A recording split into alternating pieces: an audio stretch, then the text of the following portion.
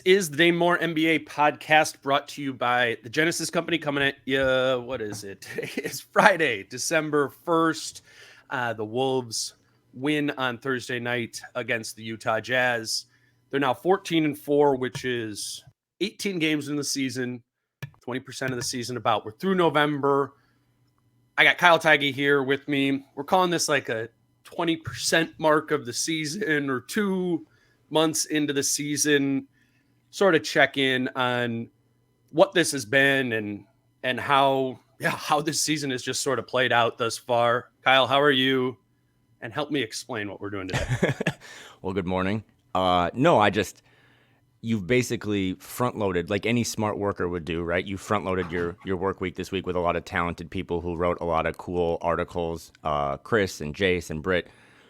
And then Friday, you have me on, and yesterday I talked about the Wolves' upcoming schedule being like getting hit by a car. So if you're interested in that analogy, go listen to Flagrant Howls. But no, they're basically at the 20% mark, so we couldn't do like a first quarter thing yet because they still have a couple more games to hit that. But I was just thinking last night, as they beat the Jazz, as they beat the Thunder this week, they're 14-4. They're first place in the West. John Krasinski had quite possibly the greatest stat tweet ever, where in the history of the Wolves prior to this season, they had been alone in first place in the West for 10 total days. This season, they've been alone in the Western Conference at first place for 10 days. They're 14-4. In 2009, 2010, they won 15 games total. They're 1 game away from that mark, and it's December 1st. But no, I was just thinking of like, remember when, were you a video game guy growing up? I mean, we all were to an extent, but did you play a lot of video games? You know, I wasn't allowed to have like GoldenEye and stuff like that. You know, my mom, Wow, did the blood that went like down a therapy the screen. session. Yeah.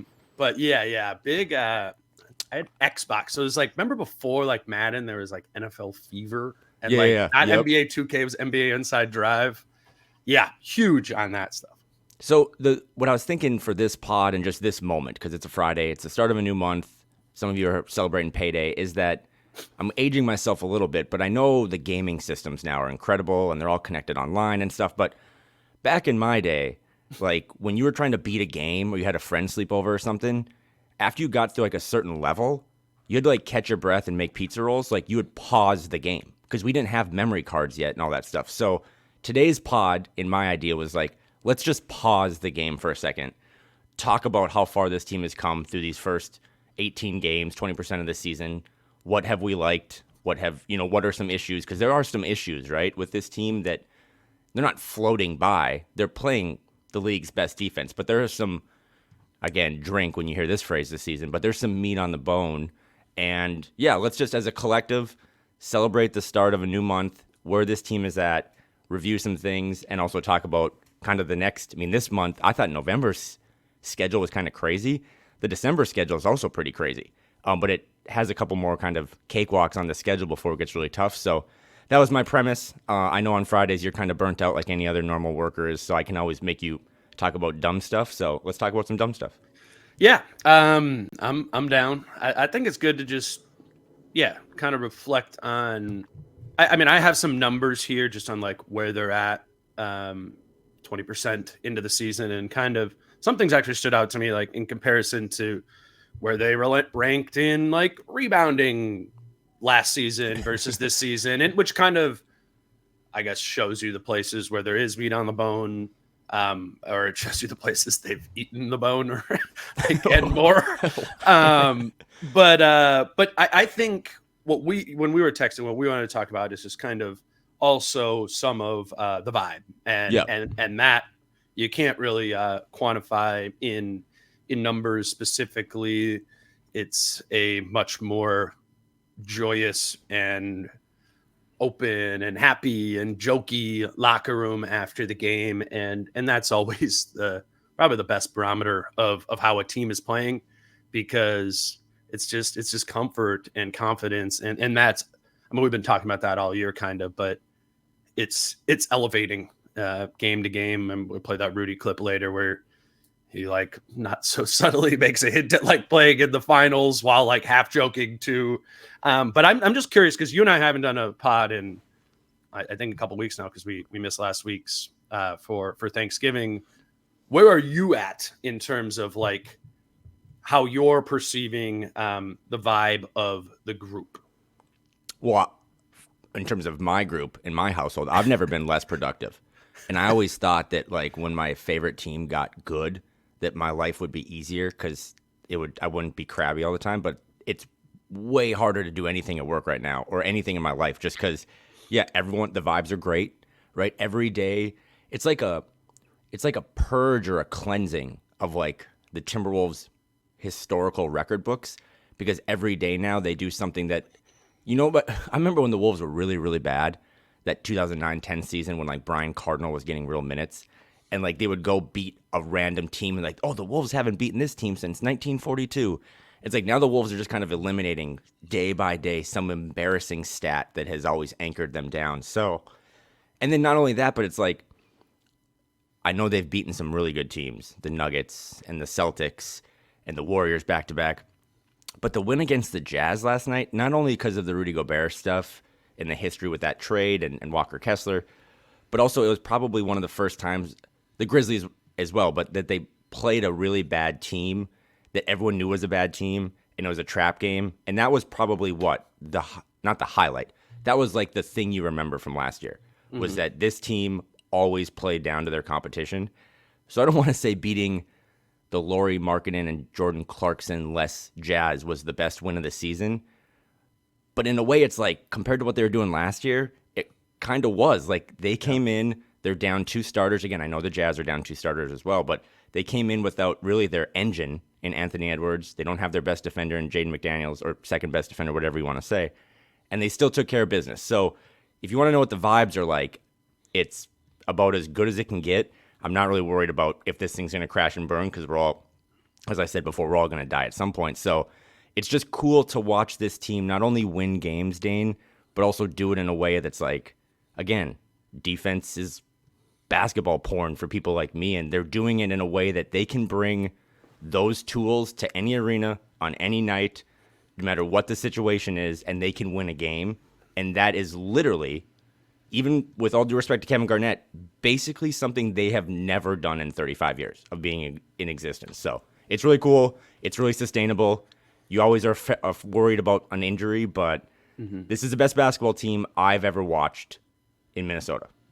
Yeah, I was actually thinking about that last night at the Wolves Jazz game, and I was thinking about how many times I've been sitting there and the Wolves have been the Jazz, right?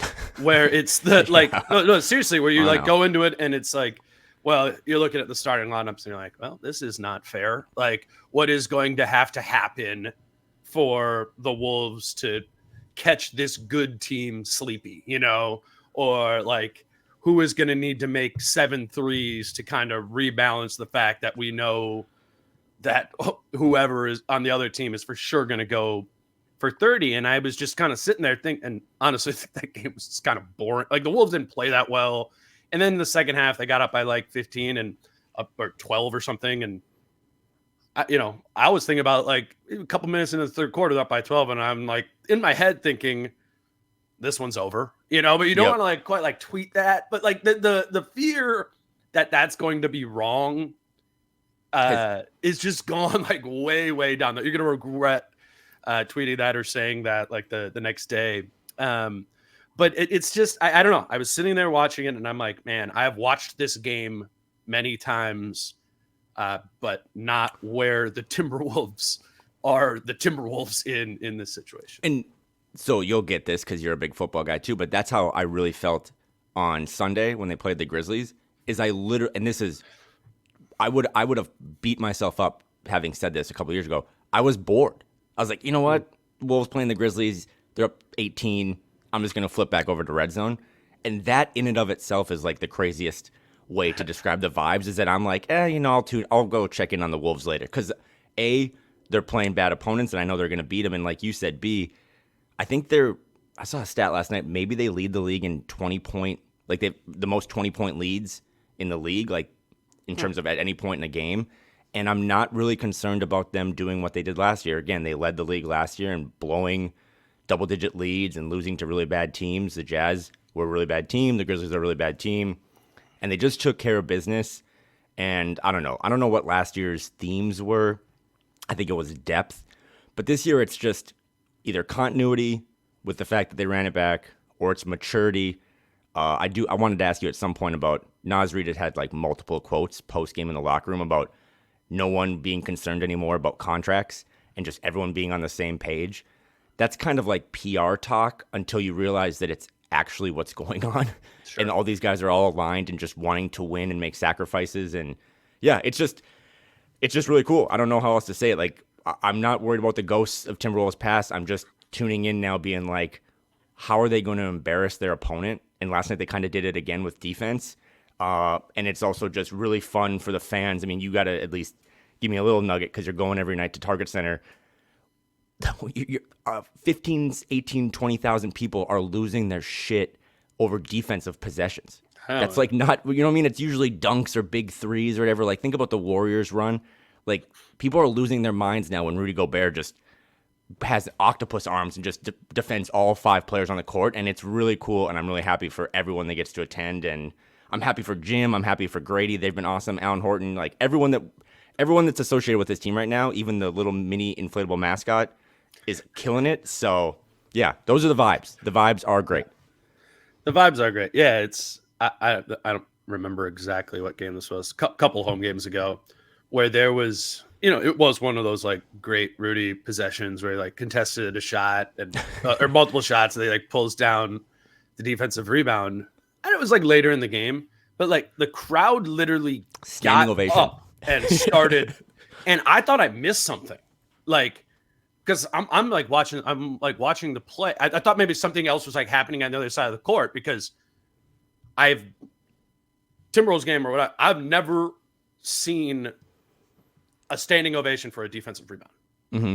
Like it was just. Cam, clip that. A standing ovation for a defensive rebound. That wasn't like that wasn't petty, right? Like if you give up 6 offensive rebounds in a row and then finally someone grabs and everyone's like, congratulations, you did your job. There used to be a lot of like petty stuff in the fans there. But yeah, no, it's fun. And I think a really cool thing, I was just like talking to some of the Utah people last night too, like the media people there, and one, they're all like, told you so. I'm like, okay, all right, I get it. But there's like, they were talking about how the fan base in Utah grew an appreciation for defense, which that's like obvious. But to grow an appreciation for defense, you need to better understand defense. And I think Rudy Gobert is helping all of us better understand defense, which in turn making us smarter fans, analysts, whatever. And it's a cool skill set to kind of like actually build, because none of us ever played basketball at a level high enough to do anything close to the technicalities involved to play precise and effective NBA defense in particular, right? Like you could, that's even for people who played like college or even like Division I basketball, this is a different thing. It's a different style of play. You're asked to be doing different things. So it's been cool to me to, one, for me to learn, and then 2, to like kind of see other people learning and know that, as illustrated by the standing ovation, that people really care about this. I'm just, it's been just way more fun, and just for me, like makes it more enjoyable, and it's more kind of fun to go in the locker room afterwards too. Well, let's call a spade a spade. It's just way easier, right? Like I looked up this morning, August 31st, 2016 was the first blog post I ever wrote, and it probably took me a week, and it was about Brandon Rush being maybe the best 3-and-D guy in the league. I think he probably played 40 minutes that season, but it's like I was having to grasp it like, all right, what could the 9th man on this Timberwolves team make a 3-pointer? Like that's what I was really excited about, and now it's just like, I don't know, like can Chris Finch win Coach of the Year and Rudy Gobert win Defensive Player of the Year? I will say though, because you talked about the Jazz, I think you're probably highlighting Jazz media members. Yeah. But this has been a big week because obviously Rudy Gobert had his best game probably in a Timberwolves uniform against the Thunder. I mean, he was dominant, and he had those couple of really super viral kind of defensive possessions, if not the best, one of the best. And I started to see Jazz fans kind of flock into Wolves Twitter, and then obviously they play the Jazz last night. But Jazz fans, man, you know me, like I'm one of the pettiest people in your life, but Jazz fans are really great. Like they're just extremely happy, I think, for Rudy and for Nikhil and Mike. Like I don't know what they're mixing in their sodas out there, but they just are happy to see a guy that they rooted for so long kind of do it, not on a bigger stage, because it's not like Minnesota's New York or LA, but finally get some of the recognition again that he deserves, because I mean, in their eyes, he's the best defender of the last decade, right? And you can probably make a case for multiple guys in that, but it's just I just growing up, Dane, have watched so many levels of basketball, and so much of it has skewed towards offense, and just year after year of tuning into a Warriors game, and they might score 50 in a quarter. What we're watching now is so much different, and it's pulling out new love for basketball for me. That's like defense, playing good defense as a team, to me, is just way cooler than playing good offense. And last night, again, they played phenomenal defense, 101-90 against the Jazz. I think it's like, the 9th or 10th time they've held an opponent under 100, which, as you've highlighted, isn't the be-all, end-all when you start to factor in pace and stuff. But still pretty good. for nerds like me that just like to count to 6, that's a pretty cool stat. So, yeah, I think you were there again last night. You kind of commented on the feeling of what it's like going to Target Center every night, but I think we'd be remiss to not talk about that game a little bit, because obviously there was the Troy Brown Jr. game, and you and Britt hit on that. But I mean, Nickeil Alexander-Walker, who I think you and I let me grab a break quick, and then let's get into that. And yeah, like we said, the game itself is for sure worth talking about, Nickeil, but also the locker room afterwards. I wanted to let you know about Falling Knife Brewing Company. Today's show is brought to you by Falling Knife. And I just think like Saturday, it's a 4 p.m. local game in Charlotte. That feels like a pretty ideal time to go to a brewery and watch a Minnesota Timberwolves game. I know many of you have been there when we've done live shows, or just over the past couple of years. It sounds like a lot of people have been going there every week for these Wolves games. But I was just thinking, a Saturday afternoon. That when I think of when I go to breweries, it's a Saturday afternoon day drinking at 4 p.m. So yeah, go check that out if you're looking for something to do this weekend. Wolves Hornets on Saturday at 4. Falling Knife has projector screens there and the sound on, as I've been telling you about.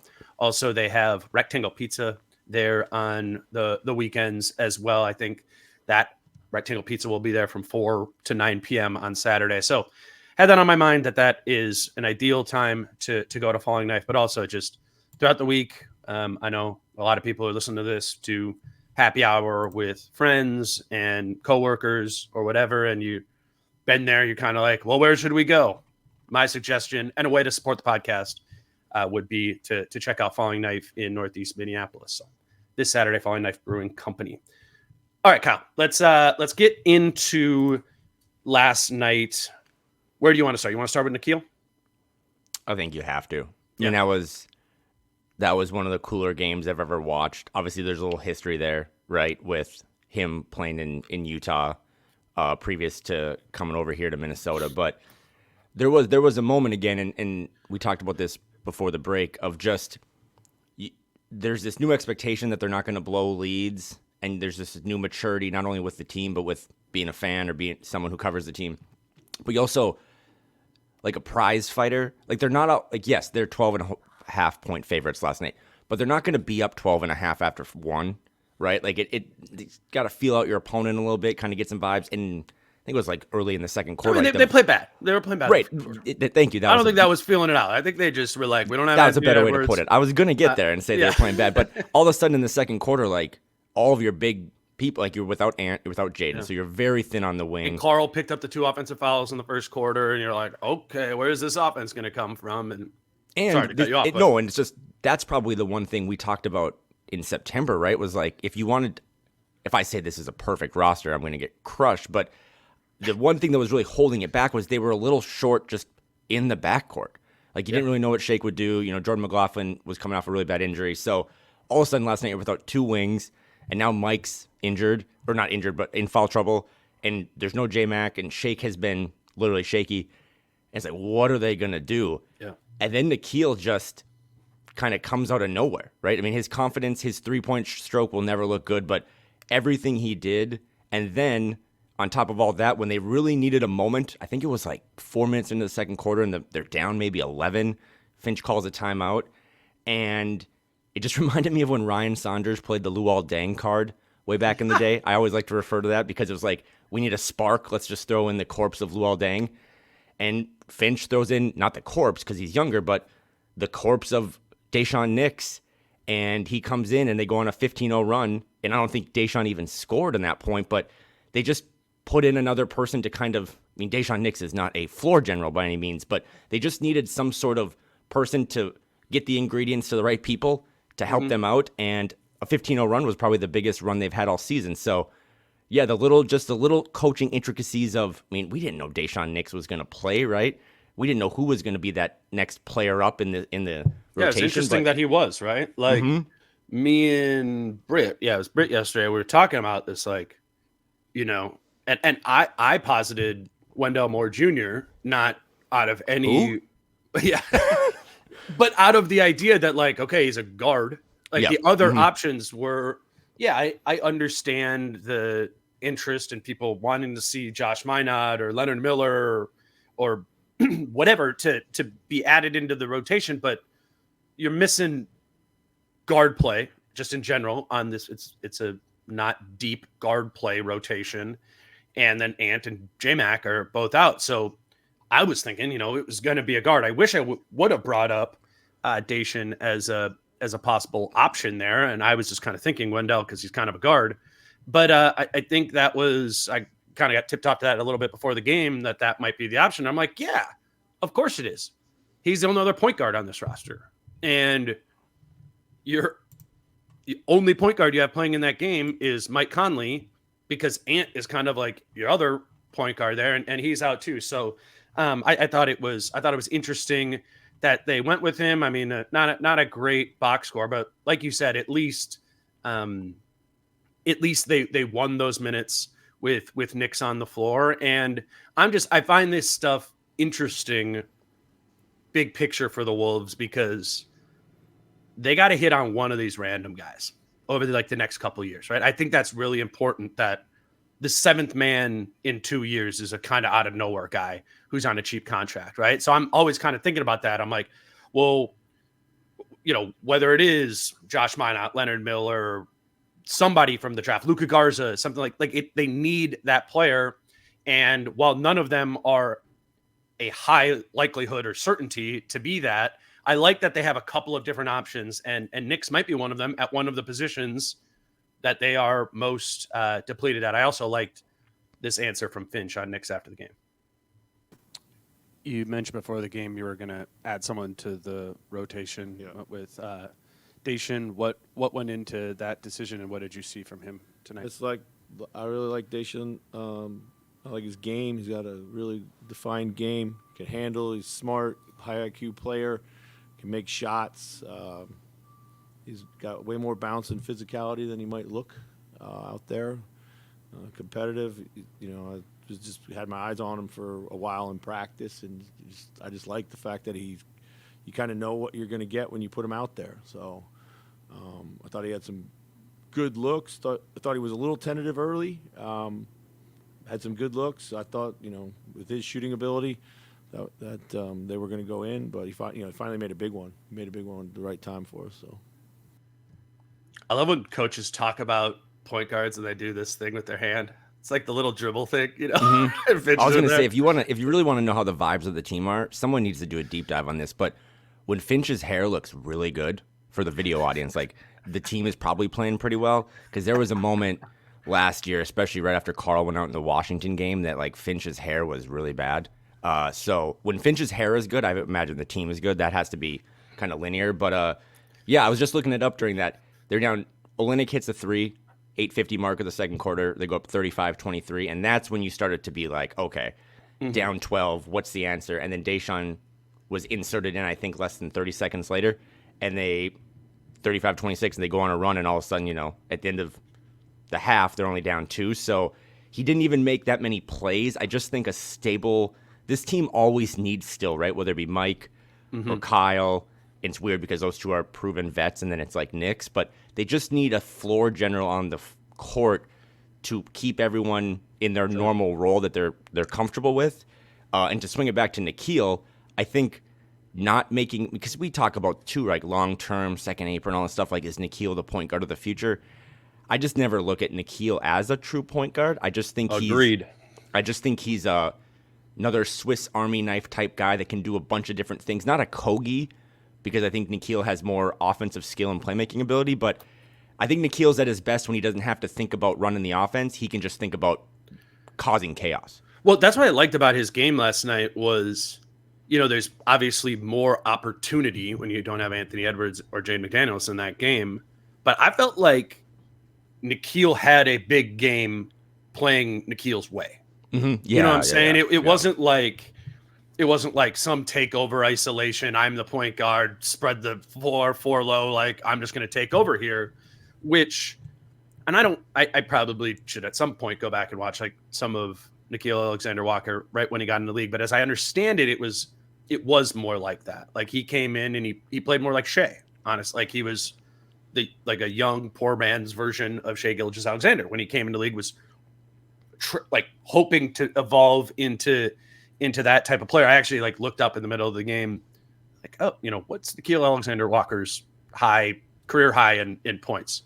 And it was 37. I'm like, what? Nickeil Alexander-Walker scored 37 points in a summer game? league? No, it was it was against the Clippers. Paul George, Kawhi Leonard, Patrick Beverley, Nicholas Batum, and Serge Ibaka started that game against them. So I would imagine in that game, Nickeil Alexander-Walker, when he had 37 and had a great game, maybe the quote-unquote best of his career, just kind of like took over as like an alpha guard. Last night, that's not what Nickeil did.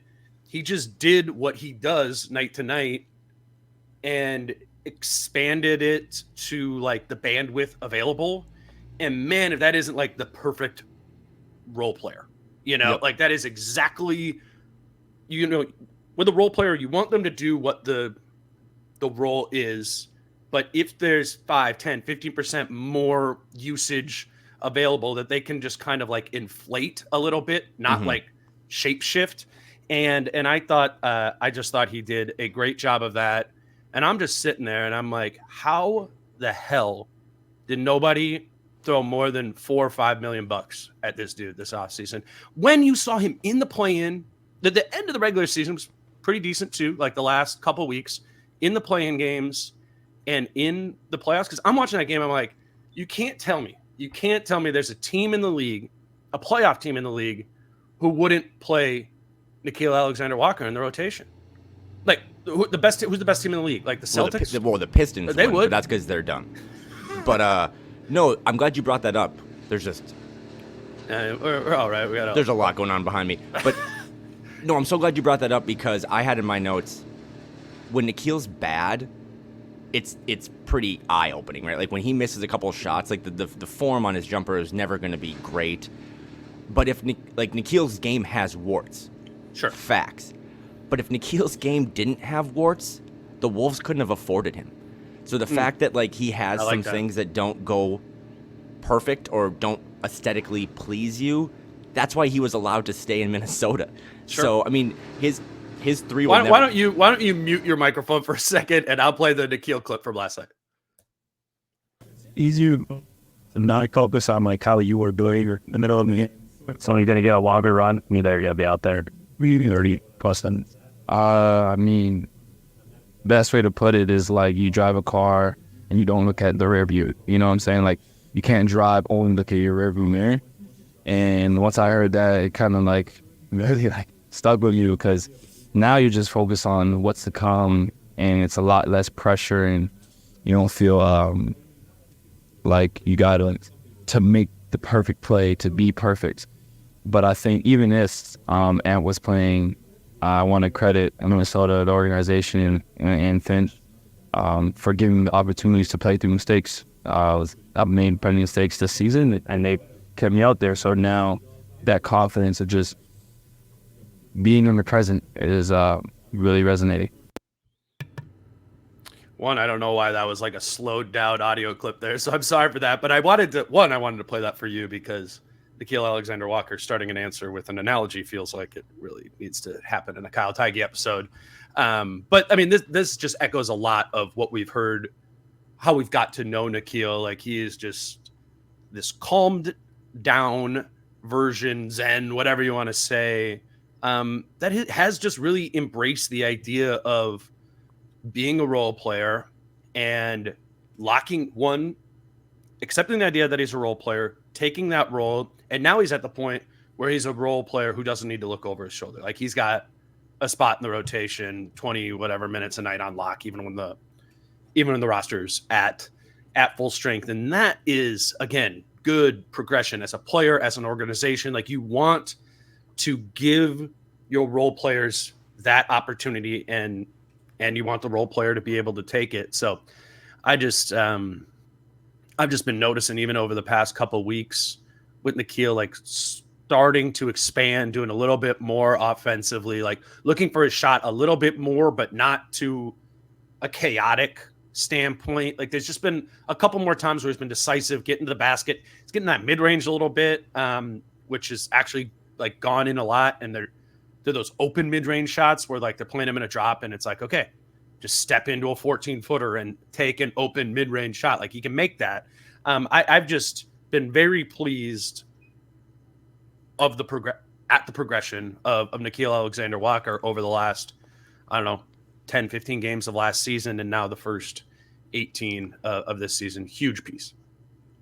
I just watched an entire tree get chopped down in front of my window. So That's I want to apologize to the listeners. I'm okay. My wife is okay, but a tree has been hurt and is now down on the ground. No, back to Nickeil. You also know, it kind of goes back to like this Zen thing you talked about. Remember, like, that was one of my weird takeaways from Media Day, was that he was maybe the best quote on Media Day just because he really talked about being reflective. He's 24 or 25 years old, but like, he talked like he'd been in the league for a dozen years. And just, again, to your point, I think he feels so comfortable in his role. He knows now that if Ant or Jaden is going to miss a game, he's probably that starter. Right. But you also know, too, just think about non-basketball stuff, like when you're cooking in life, in any realm, when Nickeil starts throwing these behind-the-back passes and stuff, that's when he's like the most comfortable. He obviously had the highlight of the night last night with his kind of left hand behind-the-back pass to Carl in transition. And I don't know if you picked up on this sitting at the game, but there was also a couple other behind-the-back passes that he tried to throw that resulted in turnovers that on the Finch hair meter made the hair terrible.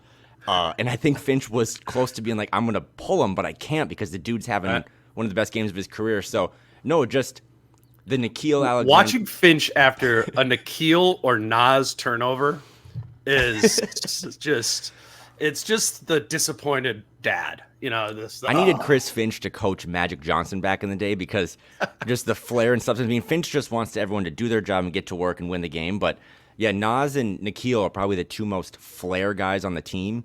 And Carl, I guess, too. But it does. If you see Nickeil next time throw a little, one off the glass or behind the back, just try to tune your eyes over to Finchy and just see how he's responded. But, no, this summer, right, was all about paying Ant and paying Jaden and paying Nas. And this goes back to those quotes that Nas has in the locker room about no one being concerned anymore about their salary or their contract or their situation. They're just all showing up to work. And we kind of forget that Nickeil was one of those guys too, right? Like, he didn't make nearly as much money as Ant or Jaden or Nas, but he got paid, and more importantly, he got solidified a role. And he just looks so confident. And to your point, there isn't a team in the league that wouldn't want Nickeil in their 8-man, 9-man rotation because he just makes winning plays. Yeah, he hit 4 of 8 from 3 last night, but 5 steals? Just the plays that he was making. He really injected. In the second quarter last night would have been the moment where Ant subs in and tries to lift everyone back up. We're down 12. Let's get the energy going. And that's kind of what Nickeil did. Nickeil came in and said, I'm just going to make plays that kind of get the arena back, bring life into the building. And it was huge. It was huge. I mean, Deshaun Nix, again, all credit to him for just being a person that kept everyone calm and in their right spots. But it was the Nickeil Alexander-Walker game for sure. Even if he didn't, I know Carl had 32 points, but Nah basically won them the game last night, and then their defense closed it out again. Kyle, I want to talk a little bit about just I mean, we kind of talked about the vibes a little bit, but just I thought it was it's a funny interaction between kind of Rudy and Carl, but I think there's something real to it too, where it's like Rudy here I asked him a question about like spacing and running pick and rolls or whatever. That's not really the point of it, but he gets into some stuff about spacing, which is both real, but he also is kind of like gives a jab at Carl, which is, he wasn't doing that a year ago, right? Like, and it was playful. And I was even like, I tweeted out the quote last night, but it's like one of those where if you read the text of it, I'm like, oh, I hope people don't like make this out to it being Rudy mad at Carl for anything. He was making fun, he was just joking around in the locker room after the game. But like some of the substance behind what he's saying is kind of real too.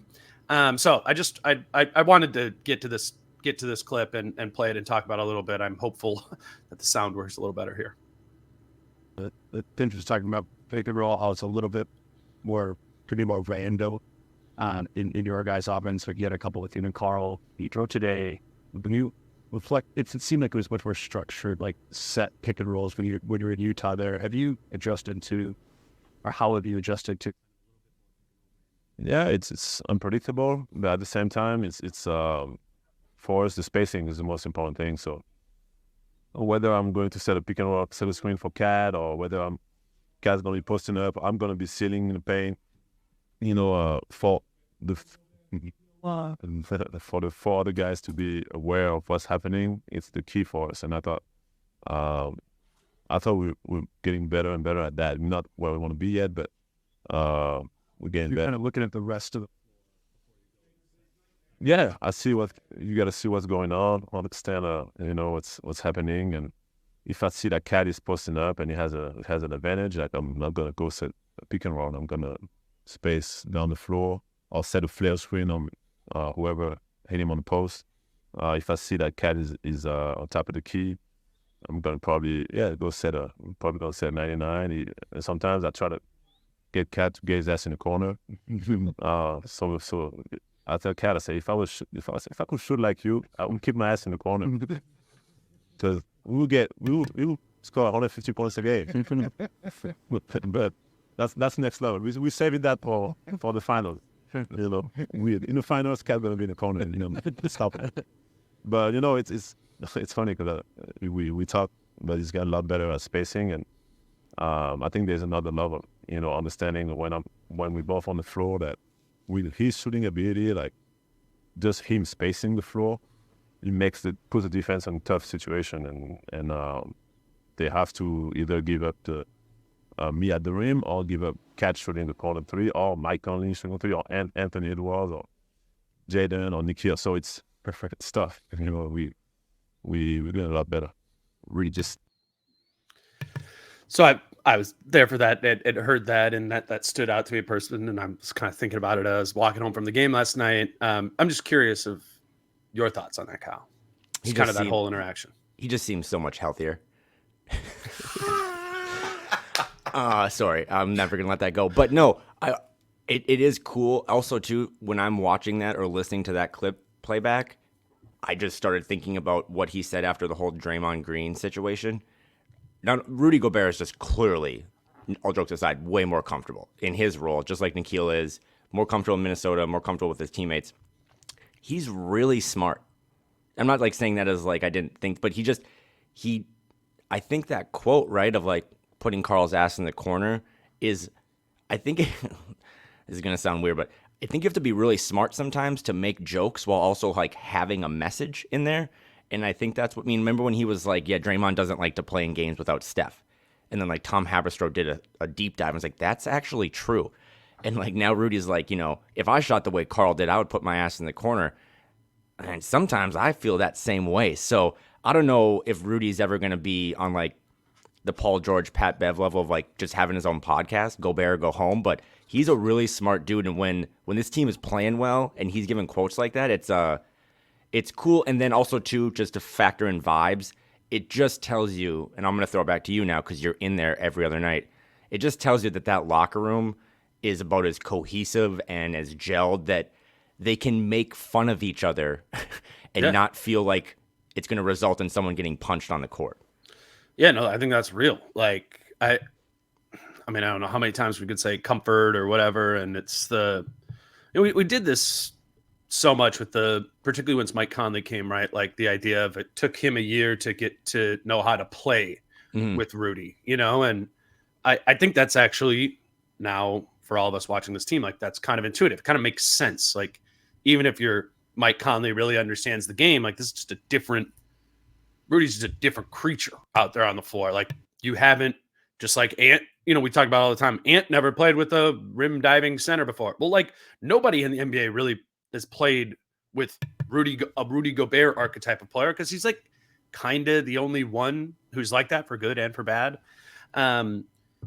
So the basketball part's like intuitive to me, but there's, and you don't want to overly play like armchair, like psychologist or anything, but there's just like the human element of maybe it takes a year to get to know your star player as a person and to be able to trust them and to know them. And like Rudy is the defense. Like he runs. I mean, you said the Jaden thing before of like the best defender, or maybe Rudy's the best defender. I mean, like Rudy's the best defender on the team. Like, yeah. And that's not it's not a knock on Jaden.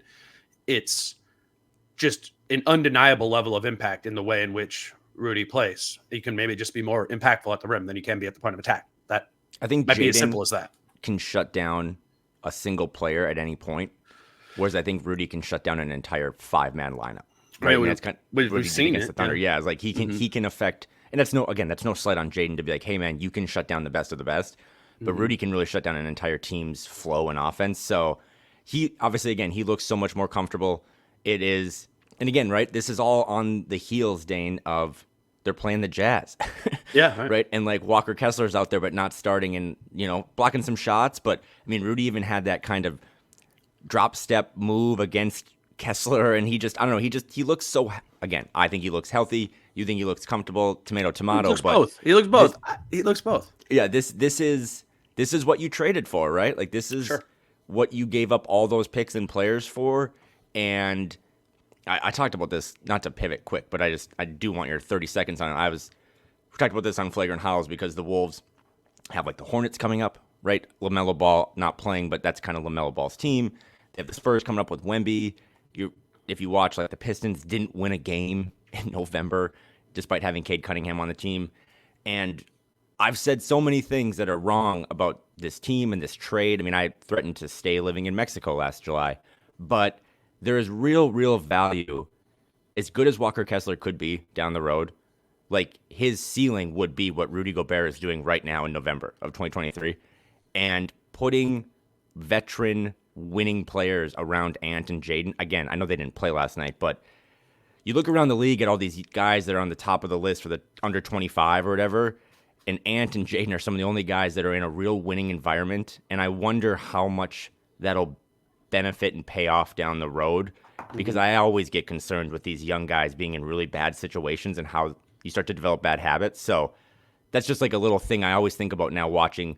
That was one of the things I thought about with this trade is that, yeah, you're speeding up the development of your young guys, but if they're ready for that development and they're ready for that challenge, you're kind of seeing it play out game in and game out now that the young guys are ready to try to compete for meaningful things right now, not just regular season wins, but they're putting together some sort of resume and some sort of formula that translates into April, May, and God forbid, as Rudy said, June. It's the single biggest thing I missed with the trade. Like, is that idea of putting Jaden and Ant and Thonaz in there into a winning environment in their early 20s. I mean, I said it a million times last season where I thought adding Rudy would make them a significantly better team. I didn't understand the idea of putting, quote unquote, all your chips in the middle. I know you don't like when I say that, but putting a lot of chips in the middle for Cat's prime versus Ant's prime. Because, at the time, Ant's like 21 when they make the Gobert trade, and he would have been 20 when they made that trade. And I'm like, I don't know, does this now probably does preclude the idea that you can make another 4 or 5 first round picks trade when Ant is 26, and I missed the value of having Ant and Jaden in a winning environment early in their career. And it's hard to, I can't, there's no real argument against it now, particularly when we're seeing what Anthony Edwards is doing. And maybe that was just me not thinking that at 22 years old, Ant could be a top 15 player in the NBA, which I think he is right now. But that's just, it's credit to a vision of the organization that, that I didn't see. And, that's what I'm going to do. I'm going to talk about what I see and what I think, but I am not as smart as these people. I'm going to miss things. Right. And there's context, and there's so much there's so much context to Rudy, I think, too, in understanding who he is as a person. When we were kind of talking about understanding, but I think understanding who he is as a player requires watching him every day and knowing him every day. And they did Tim Conley gets hired. He hires Dell Demps, who has been with Rudy in Utah for the previous years.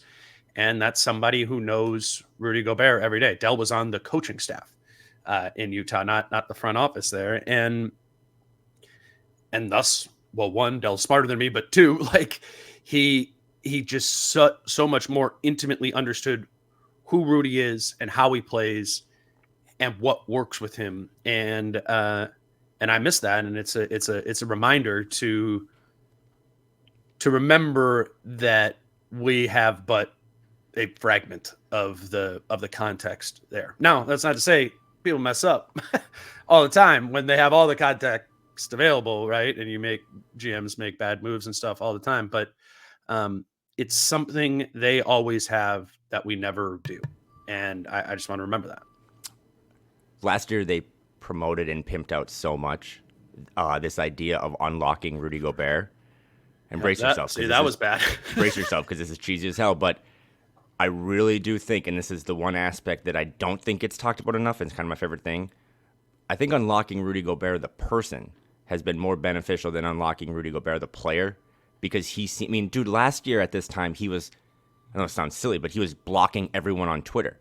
Now he has a group chat on Instagram that he sends emojis to every night after the win, like flexing and Timberwolves emojis. Like, his comfortability as just a person in Minnesota and on this team and as a cornerstone to this franchise because of what they invested in him, that is coming out now on the floor. I thought that they needed Rudy to be comfortable on the floor for him to be a good teammate. They actually needed Rudy to feel comfortable as a teammate to be really good on the floor, and it's all paying off. And there's little things to nitpick about this team, but they're doing things, they're winning games, and I don't know if you have the clip, but they're fighting off now this idea at 14-4 and being first in the West and being 10 days in top of the charts for the first time. They're fighting off this idea of like getting complacent. Mm-hmm. And I think that also ties into Rudy a little bit. That's probably more of a culture thing all in the locker room, but I don't know if you have that clip that Carl had, but they're fighting complacency, and that's like the next level up in this video game that we're trying to pause. Yeah, here's Carl after the game. What can happen with teams that have a very winning record is complacency. Can set in over the course of a long season. Have you guys thought about that, talked about that? I mean, I know you've said many times, like the business approach, day in, day out, but you're here now. Have you talked about that? I think the perfect word for us when I come in the locker room and I see us, before the game and shoot-arounds practice is we don't kind of play the record, we play the day. We know that today was a game day and we want to go win, so we don't play our record. We don't. To be honest, I personally didn't know we were 14-4, so we just come in every day with that kind of mindset where every single day, if it's a game day, it's about winning, find a way to win, and we let the record just keep building as it builds, and we'll worry about it after 82 games and when our placement is given to us. So I think that's what's making us really, really good. Like I said, it's always our mindset. It's we don't come in here feeling like we should be given the win. We know we feel every day, for me personally being in the locker room, that we have to go take the win. We got to go earn it. We got to go get it. So it just has led to a great record. And we should be proud of what we've done so far, but we have to stay greedy. Good Carl quote. I like that he, true, whether you like him or not, like I like that he is echoing what other players have kind of said too. Like, we don't really know the record. And that's big too, right? Because all these stats that I'm tweeting out, and these, they're one win away from matching a season's worth of wins from a decade ago. These guys really have the mentality of just show up and that day is all that matters. And I don't care what that's not how they thought last year. Yeah. That's not how they approached the Pistons on New Year's Eve before their players only meeting. They were too worried about their own scar tissue and all the stuff that had happened, and then whether their contract status or their role or whatever.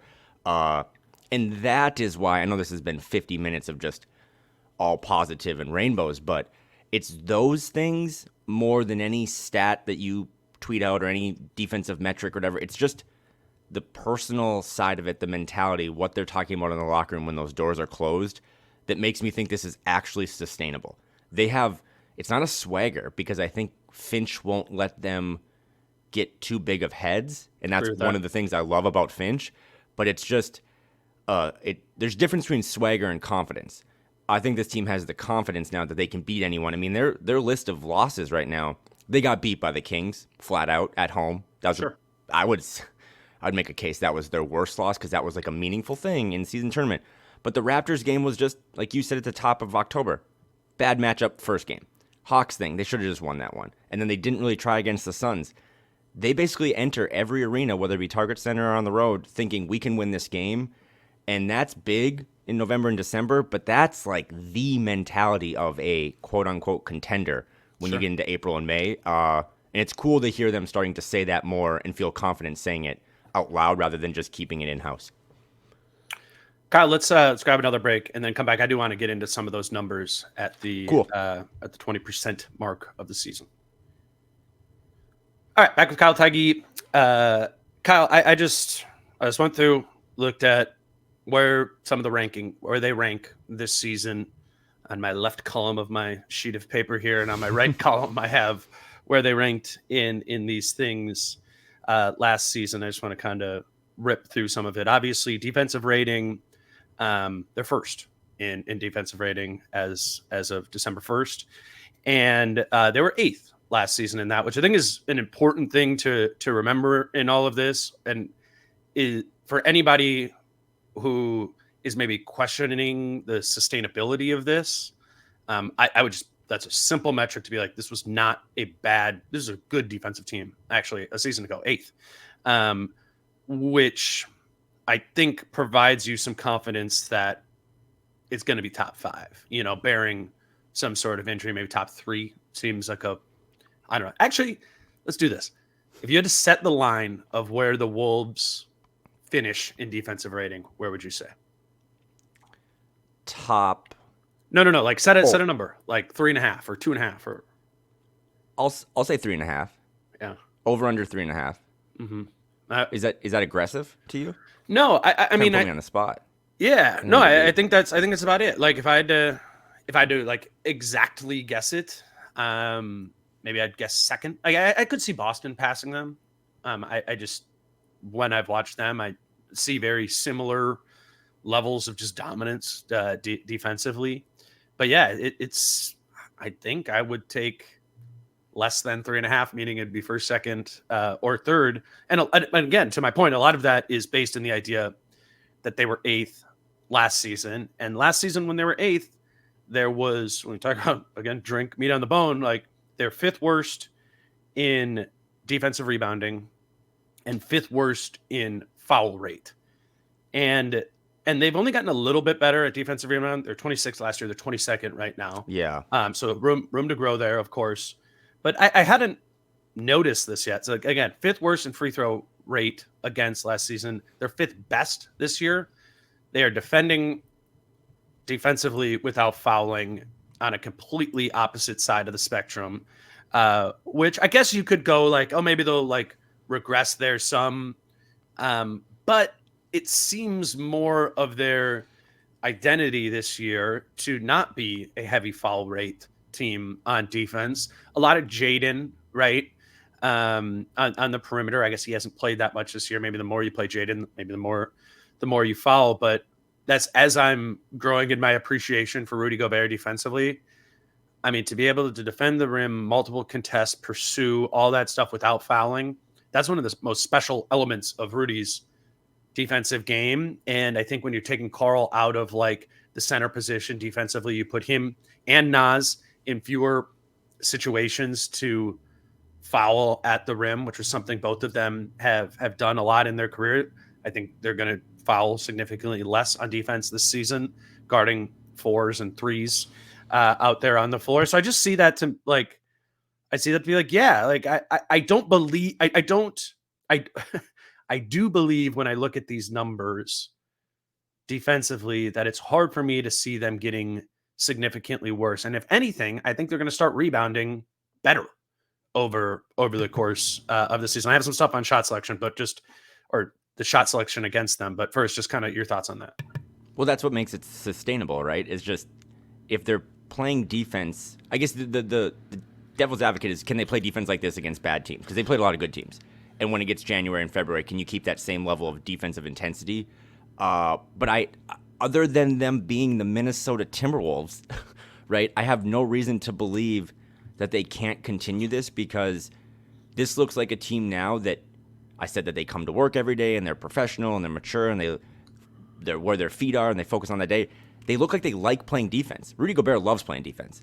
But I think like Ant loves playing defense, and Mike loves at 36 years old, 37 years old, getting around screens. And like all these guys now enjoy playing defense. And to me, again, that's just when you've hit a real mark, because liking playing defense is a real sicko behavior, because that's not the fun stuff. That's not typically the things that get you paid the most. It's really winning basketball, but the NBA still has so much non-winning basketball in it, right? Like the ways that the game is still played. So if they can do it again, the only caveat would be is they've done it when they needed to against the best teams. Can they continue that level of intensity against the really bad teams? Like even last night, this is such a nitpick, but like last night when they're up 11 or something, they just got so sloppy in that last minute. And again, that's garbage time. I get it. But those are the little things it's like that I'm sure Finch talked about today that we could tighten the screws on. It's like, we got to play 48 minutes because that's how you let a team back in. But would have been nice to not be playing Mike Conley with 2 minutes left in that game. Don't get me started. You know, we got to get the young guys in there at some point, man. Like I know that I'm nitpicking 57 minutes in, but they're up 11. But you got to build the lead up, or like not be looking like you're doing the deflating thing, because it goes both ways. Remember one of those Golden State games though, like he brought the guys in and I'm sitting on media row and everyone's like, what the hell? Like put the starters back in, or why did you put, so it like, whatever. They were, I will just say, man, they were up 101 to 85 with 2 minutes left in the game. Yeah. Okay. Like you could have, we do need to see, like, as awesome as the Deshaun Nix thing was last night, this is nitpicking in an hour into this podcast. It was such an indictment on Wendell Moore Jr. that he was just one-upped by a guy who's essentially on a two-way or a 10. We do the next evolution of all this at some point. I don't want to talk about summer 2024. I don't want to talk about Blue Apron or the second apron or any of that stuff. But at some point, these younger guys are going to have to be mixed in a little bit, and it can't just be like next November, right? Like, hey, Josh Minot, now you need to be a role player in this team. Again, nitpicking. They won the game by double digits, but those are the kind of copped to that after the game some too. He was really? Like, okay. He was just like, we needed to not be doing that. And he said something like, I don't think the guys on the floor thought the game was as much in the balance still as I did. He said it with a laugh. And in Finch's defense, I am pro Finch, but like when you're coming off of we all have scar tissue. We all have ghosts. You're the coach of the team that blew the most double-digit leads last year. You're probably like, I would rather just get made fun of for a little bit online about not playing the lawnmower than losing the bleeping games. So I get it, but those are the little ways. I know you want to talk about defense and you have some more numbers, but the one concern I have moving forward is there needs to be a little more trust with the fans, the team, the coaches, everyone, that we got to, I think, start to inject some of these guys a little bit more, because I don't want I said Mike Conley should play 60 games, and he's on pace to play all 82. Like they do need to find moments now to give Rudy a little rest, to give Mike a little rest, and just trust some of the younger guys can keep the boat afloat. Because I don't want to. This is a podcast for down the road. If you came into a playoff series, man, this is like the Kyle Anderson versus Mike Conley Summer 24 discussion. If they enter any playoff game in April, May, or June without Mike Conley, I think they're doomed. That's dramatic, but like they need Mike to be at his full health for all of those playoff games, just as they do with Rudy and Carl and Ant. But do you think like they haven't rested Mike, like just like a scheduled rest night since he's been here, right? He played every game once after the trade deadline last year, and he's played every game thus far this year, right? So, and you know, I don't like the load management, all that stuff, just as much as anyone else, but it is like kind of part of the game, and it kind of makes sense over the course of an 82 game season, particularly with like a 36-year-old. But there is like, I would think it's going to come around at some point in the middle of the season, a back-to-back here or there or whatever, that, you know, Mike does get a night off, or Rudy gets a night off, or maybe like Carl, even when healthy, you know, just scheduled rest. And to that end, you don't want to just be waving the white flag in those games, you know, like you still want to be able to go out there and compete. So part of me is like kind of curious to see those games, because then you're going to get this, like the Dacian Nix thing we got last night, but maybe it's Leonard Miller, or maybe it's Josh Minot or Garza or Wendell Moore, or whoever it might be. I say that to mean like, I think it is even relevant for this season that some of those deep iced guys right now will probably play, because it doesn't feel like, or it certainly doesn't seem like Mitch is comfortable in any game just going 8. Like he wants to go. I mean, if you call last night, Dacian played like a little over 10 minutes, like 8.5. I think that's kind of like his floor for how many guys are going to play. I know you're going to get J-Mac back and Ant and Jaden and all that, and maybe it's just those 11 guys, and you don't need to have Minot or somebody be the plug-in guy there. But it's a worthwhile thought in the context of the idea that this is an elite team in the league right now, and this is what elite teams historically do, is not play their best players all 82 games. Complaining about your team and your coach not resting players is like, you know, I don't think we're complaining about it. No, but we are. No, I'm complaining. No, Yeah, you're smart. I'm dumb. But it's like living in the penthouse and being like, you know what? The temp of this caviar is not great. It's like, I know that I used to live in the mud, but that was probably my biggest critique of like that Suns game randomly, is that was maybe by the end of the season, that was like the premier game to just say, fuck it. We're not going to play our guys. That's what I'm curious for, is the next one of those, what does that look like? And I think it would be the right move to, and you don't have to, a guy. You don't have to punt per se. Like you can come into and be like, rah in the locker room, Josh Minot, like here's your chance. You know, you've wanted this opportunity. Go out there and try to shut down KD. Probably not going to happen, but like, sure, you don't have to, like, you can't pimp out, as I have done for 18 months, this being the deepest team in the league or having the deepest team in franchise history, and not trusting some of that depth in spots where you kind of do have the opportunity to not mail it in. Sure. But, and I know I'm talking out of both sides of my mouth because I am very pro, like, I hate load management and that stuff. But to your point, this is all kind of stemming back to the Wolves are now getting national attention. That's because they're good. And that's because they, as weird as it sounds to put these two words in the same sentence, Timberwolves and contender, they kind of are, at least at this 20% mark of the season. Well, I don't care what your philosophies are as a coach or a GM or a front office, whatever. Contenders focus on April, May, and June. They're not focused on trying to get every ounce out of Rudy and Mike and Kyle in December and January. So again, this is perfectly timed at the end of the episode, but it is something I'm watching for, because if Mike gets hurt, right, all of a sudden, if Mike stumbles or sprains an ankle for a week, who is it, man? Like, who is it? And without Mike, you need to start to champagne problems. You need to start to figure out, like, plan C and plan D. Yes, the problem before it exists. So that's just something to keep an eye on. And again, whether it be Leonard Miller, I mean, this team is also, this is just a complaint I had in the summer, but like, I always think, Dane, of like Kyra Lewis, who never panned out, but like, I still think they're short a guard who is just a change of pace or a little mini floor general, whatever. Kyra Lewis is a terrible example, but they are like one guard short. So as we start to flip the page, because we're going to do in-season tournament now for about a week and a half, and then it's going to be Christmas, and then it's going to be New Year's. And January 1st is going to be like, okay, trades. How do contenders get better? How do bad teams get worse? And this team still, in my opinion, has one glaring hole, even with Jordan McLaughlin back, even with Anthony Edwards back, and that's just another guard that can keep doing what Daishawn Nix did last night for like 9 minutes. Keep them in their offense, keep the guys in the right spots. And I'm with that. I want to do the same thing with some of the offensive stuff. Sorry, I stumbled. No, that was good. You know what they are in offense as of today? Higher than I thought. 11th. Yeah. Ooh. Yeah. So first on defense, 11th on offense at the 20% mark of the season. They were 23rd on offense a season ago. It's interesting. Like their effective field goal percentage was better last season, actually, than it has been thus far this year. They're still turning it over a bunch. They have 6th highest turnover rate this season, 5th highest a season ago. They still don't get many offensive rebounds. They were 5th worst offensive rebound rate in the league last year. This year, they're 18th. So what is that? 13th worst, whatever. The big difference on offense and is contributing to that is similar to the defensive side of the ball. It's free throw rate.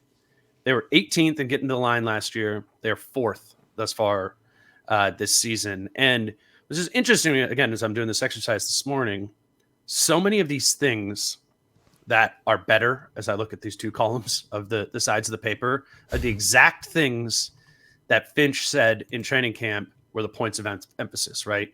Getting to the line more on offense, fouling less on defense, improving offensive rebounding. I mean, transition defense isn't on here, but that's one that, like, those things that they said were intentions, they've delivered on. Again, 18 games into this season. The real interesting thing for me, given that it is the Run It Back tour and that the roster is so similar, is how different the offensive shot selection has been this year. They were 5th in frequency of shots at the rim last year. This year, they're 19th. That is a huge shift. And the reason for that is they're shooting so many more mid-range shots, but in particular, like those short mid-range shots, I always call it like floater range. Their shot mix has moved away from the rim a little bit, more into the Kyle Anderson, Mike Conley zone, you know? So 4th highest in mid-range frequency last year. They're 24th in mid-range frequency. And then shooting a year ago, they're 14th average in frequency of threes. This year, they're 22nd, which would be another drink, meat on the bone area there. That's got to go up, right? Mm-hmm. Like there's some repurposing to be done here. Can we get a little bit more at the rim? Can we get more ant at the rim? Like I thought the Sacramento game was one of the best games I've ever seen him play. I know they lost that game, but just the downhill, the 16 or 18 free throws or whatever it was. Can we get a little bit more of that? And can we get some better spacing? Can we get, as Rudy said, get Carl to put his ass in the corner occasionally? I think the spacing stuff is much more so about Kyle Anderson not shooting them, Shake Milton not showing the confidence to shoot them, and defenses are starting to pack it in a little bit more. Some more intention to the spacing to be, whether it's just shooting more threes or having the space to attack a little bit more. But that's how, and credit to them, they're at 11th right now. But when we talk about contender, right? Like you got to at least be top 10 in both. And the real ones are close to like top 5 on both sides of the ball. And why I'm encouraged about this whole thing is we said with the defense, it's hard for me to see it dropping below 5th, right? Like I think they are going to be a quote unquote defensive contender. They have that box check bearing an injury. What can we do offensively to let this keep progressing over time? And I just, you're looking at the numbers and it's not, it seems very doable, I guess is what I'm saying. And whether that's just rewiring some decision-making of the players that are out there, or to your point before, adding a player at the deadline that helps you improve one of these areas, or maybe helps you in the times when you're really bad at offense, right? Right now, they're really bad at offense when Anthony Edwards is not on the floor. What does that look like? I don't even know. I mean, like you said, in January, we'll probably have a better idea of that, look into some more of those things. It's going to be an interesting topic of, I think we know they're going to add something at the deadline. Yeah. What is it? You know, I'm curious to see that, but thank you for letting me rattle all that off. No, what you just said there kind of reminds me too of like the March Madness blind resume talk every year, where it's like they just post a team's resume up there without their logo, and it's like, who would you let in the tournament? If I just told you, or I told Britt or someone really smart, that like, hey, there's this team in the West that's first overall in defense and 11th in offense, but I can't tell you who it is, you'd be like, oh, that team's probably going to make a run. Like that team's going to be really good. And then it's like, hey, that team's the Minnesota Timberwolves, and you're like, oh shit, okay, maybe like that's the only thing that's holding you back is just the logo and the name on the front of the jersey. So It is incredible, and it's also too. This is kind of, I guess, how I would close. I don't know if you got anything else, but one of the reasons I like this so much is that we keep referencing the Run It Back tour and ha ha he Jake's graphs, is that they're just every time your favorite team sucks, it just kind of feels like, all right, we got to blow it up. We got to like try something else, right? We just got to completely redo this. And the Wolves just really were like, no, I think we're just going to adjust our batting stance a little bit, right? And kind of change how we swing at these pitches.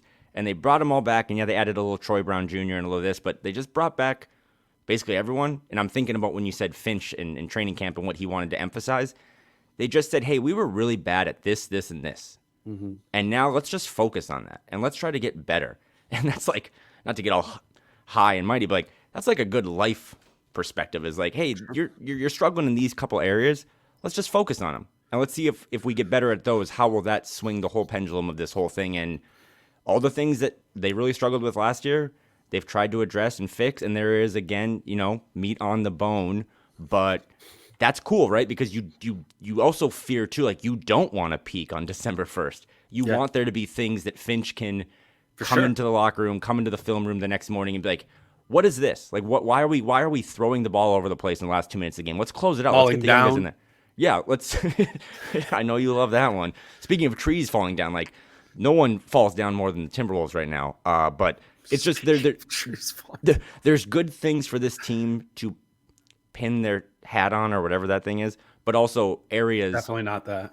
Yeah. Okay. There are areas that this team can get better, and that's again the full circle. You asked me about the vibes at the start. You're excited. You're kind of proud. You're relieved. You're happy that your favorite basketball team is really, really good, but there's, we will unpause the video game on Saturday in Charlotte and try to go to the next level. And this team still has multiple levels. No one's hanging a banner because they're in first place on December 1st. Right. But doing so in a way that you're top at defense and 11th in offense, that's how you get to a real banner, like one of those ones that actually you're proud of and not that we all made on, Photoshop. So it's a cool moment. It's been a fun 20%. This next 20% I think is going to be really telling, because there's some real bad teams in there, and there's also some good teams. And then you're going to wake up in middle of January or early February, and the trade deadline's coming, the All-Star game's coming. You're really in the thick of things just in terms of the grind of the marathon. And if they're still running at the same, 5.5 minute pace, that's going to be pretty impressive. So to wrap, I want to hit on this again, and I know you will appreciate this, Kyle.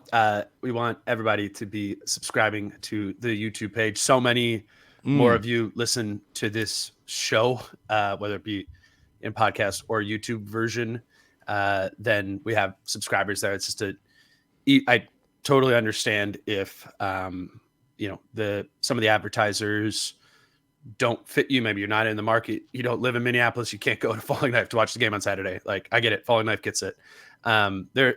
A really easy way to just help us out is to subscribe there. We're also like kind of bigger picture trying to build out some more of these other social channels over the next couple years or whatever. And we do have Instagram little reels, those little TikTok type things on Instagram and on TikTok. And that's DaneMooreNBA _ podcast. Just doing that.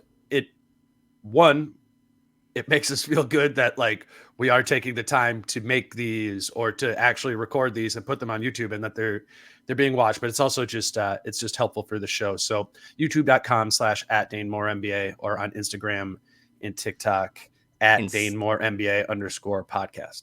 And speaking of wrapping it up, it will never not be cool. And this, I'm coming as more of just a friend of you, to see the Spotify raps. We're kind of in Spotify rap season. And to see all the people that are like, I'm in the 0.01% of people that listen to Dane Moore. It's like, A, you're a sicko, but B, congratulations and thank you. Because again, we wake up in the morning, we do all this stuff, we prep. Some of us prep, some of us don't.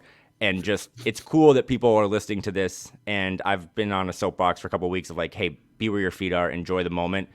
But it's cool, man. I know that I'm a little more online than you, but Wolves Twitter is like a family reunion. Like people are popping out of the woodwork. Like everyone's having a really good time. I think people that have gone through struggles or bad points sometimes are the funniest because you learn to make fun of yourself. And Wolves Twitter is hilarious. The stats coming out are great. The coverage by you and John and Britt and Jace and Chris is top notch. So it's a really cool time. Embrace it. Go to games. Watch games if Bally Sports lets you. And just thanks for the support because it's never not cool to see people being like, I spend a lot of time listening to you guys. And it's like, wow, I get why you listen to Dane, but that's crazy. I have another question for you. How is your fantasy football team doing? Oh, buddy, I'm heating up right now. I am real good. I don't know why Jonathan Taylor needed to have thumb surgery, like just, I don't know, strap on a glove and put the ball in your other hand. But we're doing really well. The vibes are good. The pools are good, pretty good against the spread. But I will say that I am close. I'm a couple weeks away from getting a Prize Picks tattoo. Let's just say that. Oh, that's funny. Today's show is brought to you by Prize Picks. Kyle, we haven't done one of these NFL Sunday Prize Pick slates here in a minute. It is. I am still loosely in my league, but as Joe Burrow and Ken Walker and Justin Jefferson have all gotten hurt on my team, things are not looking like I'm going to be making a triumphant run. Go pick up Deshaun run. Nix. He'll fix the problem. Nose tackle. But Prize Picks is a way to, on Sundays, if you're watching football anyways, to have, kind of put together your own sort of fantasy team here, making some specific picks on different players, more or less than a yardage total or touchdown total or whatever it will be. When Kyle and I do these, we each pick two of them and see if together the four of us, or the four of our picks all hit. Do you have two that you feel good about this week? One I feel absolutely great about. I can't believe it's on the board. Once this comes out, go check right away. Christian McCaffrey over 0.5 touchdowns. I think it's only on the board this week because maybe it won't be. But I think it's only on the board this week because they're playing the Eagles, and that's like two awesome teams. So you're like, there's a chance. But he's like minus 235 on DraftKings to score a touchdown. Yeah, he scores a touchdown every game. Like that's what he does. I've looked at this category. This category normally only has Jalen Hurts in it. Right. So if you get a chance, go grab Christian McCaffrey. Again, he's worse, or he's minus 235. Like he's going to score a touchdown. So that's like a free square in my mind. And then Bijan Robinson over 58.5 rushing yards. They're playing the Jets. I think they're going to be up for most of that game. Right. And they've kind of as the Wolves have done with Rudy, they've kind of unlocked Bijan Robinson now. So I imagine he'll have even the Jets defense being pretty good. But I think in a game script, he'll get a couple long runs and probably, 15, 16 carries. So Bijan Robinson over rushing yards and Christian McCaffrey to find the end zone. Love it. The one I have is, like I said, no Joe Burrow on my fantasy team. So I have been desperately trying to figure out quarterback. And one step I will not take is starting Sam Howell in my fantasy league. And he is at 264.5 passing yards this week, which I was looking at this, and CJ Stroud. This went up. CJ Stroud went up, but it was like basically the same number as CJ Stroud and Patrick Mahomes. I know they're playing Miami and you're like, oh, game script. No, I have Terry McLaurin on my team and I hate watching the Redskins. And I'm saying Sam Howell has less than 264.5 passing yards in this game. And then, I like these little, combo ones. Oh yeah. Where it's just to score a touchdown and it's two players. And I'm just picking this because I think it's funny. Derrick Henry and Alec Pierce to score more than one combined touch or score more than 0.5 touchdowns this week. Boom. There we go. We got 4. Those are all locks. You asked me how my fantasy teams are doing, and I'm a big football guy, and I'm on it every day, and I'm really into betting and all that stuff. I was today years old when I heard who Alec Pierce was, so thank you for that. I learned something exactly. new. Well, I'm like, well, Derrick Henry right there. I don't know. Alec Pierce, yeah, come on. He's a little white Also, receiver too, for the Colts. Prize Picks is doing as a shill here, but they're doing really a lot of cool like daily stuff with like Taco Tuesday and all these little deals and promotions. But also their NBA season is really heating up as well. So if you don't watch football but you prefer basketball, like every night there's cool. Like last night, Carl's over/under on points was 27. Cooked that when he got to 30. So if you're into Prize Picks, use the promo code. It's a really cool app. It's really easy to use. Really easy. And to what get is your the money. promo code, Kyle? Well, it should be just Kyle, but I think it's Dane, right? Is it promo code Dane? It's promo code Dane.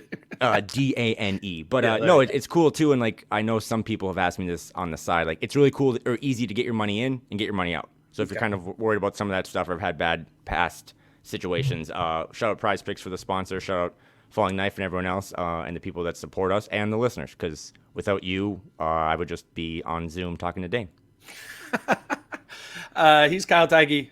Follow him on Twitter. He's, if you kind of like check in the fourth quarter when the Wolves are up by 15, there's going to be some sort of out of pocket Kyle Theige tweet. I notice it I wait till the game is done. I've said this. I wait till the final whistle. If I last time I said it, soft. No, it's just I want to enjoy the game. How do I catch? There was a moment last night, man, where the camera, I don't know what play it was, but I think it was 60-54 Wolves. So it must have been in the third quarter, where the camera flashed to the baseline, and there was a fan who stood up with the tallest beer I've ever seen in his left hand and a grande coffee in his right hand. And that, my friend, tells you what the vibes of the Minnesota Timberwolves are like. Beer and caffeine, let's go. He is Kyle Theige. Follow him again on Twitter or X at Kyle Theige. And Flagrant House with Kyle and Phil. Phil was at the game last night. So you guys recorded yesterday? Yeah, yesterday we talked about getting hit by a car, Mike Conley being the best point guard in Timberwolves franchise history, and then we had a pretty long debate about Garfield. Do you know what Garfield's favorite food was? Is it like a can of something? It was either lasagna or spaghetti. I'm still. Oh no, I think it was lasagna. Yeah, I'm still working to figure that one out. Yeah, just try to switch up. Provide a little different type of coverage. But it's been really fun, and it just again the people that support that show and support this show really really appreciate it because we've been through the mud. We no longer talk about Brandon Rush or what major impact he has on the franchise, and now we're just focused on Dacian Nix. Yeah. I hate you. All right. Good night. All right. Game on Saturday. Chris and I will record on. We're taking the weekend off, and we will record on Monday morning. Until then, he's Kyle. I'm Dane. Peace out. How I'm feeling, man, I hope it never stop, yeah. Green and hot so you can find me in the crowd.